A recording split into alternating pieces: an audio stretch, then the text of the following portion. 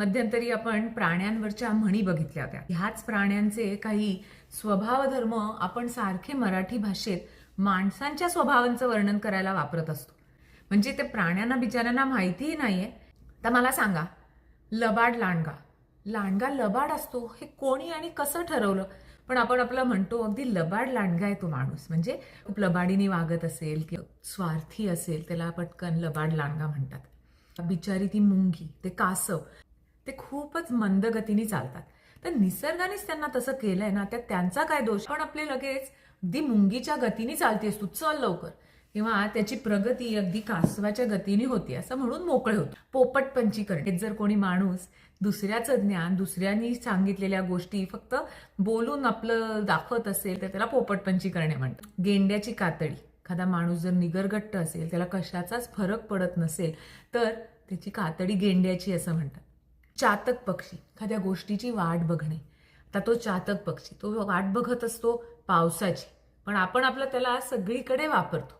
एखाद्या गोष्टीची खूप आतुरतेने वाट बघणार असेल कोणी, तर त्याला म्हणतो अगदी चातक पक्षासारखी तो त्या माणसाची वाट बघतोय.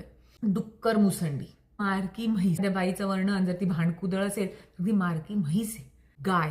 गायीवरनं मला तुम्हाला एक मज्जा सांगायची. मी जर्मनीत राहत होते तेव्हा तिथे मला कळलं की जर्मनीतली गाय ही गरीब नसते, ती असते मूर्ख किंवा निर्बुद्ध. म्हणजे एखाद्या बाई, तिथे हे विशेषण किंवा खरं तर शिवीलाच हसडली जाते की ती अगदी डुम कू आहे. डुम म्हणजे निर्बुद्ध आणि कू म्हणजे गाय.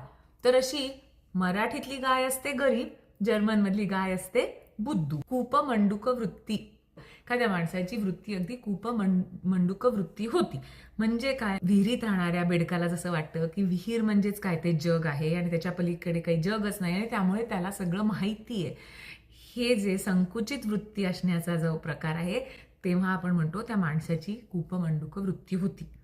मगरीचे अश्रू. कोणी जर खोटं खोटं दुःख दाखवत असेल तर त्यांना लगेच आपण म्हणतो मगरीचे अश्रू आहेत ते. तशीच असते मगर मिठी. हो ना, मला माहित नाही मगर मिठी का म्हणतात. बकत ध्यान.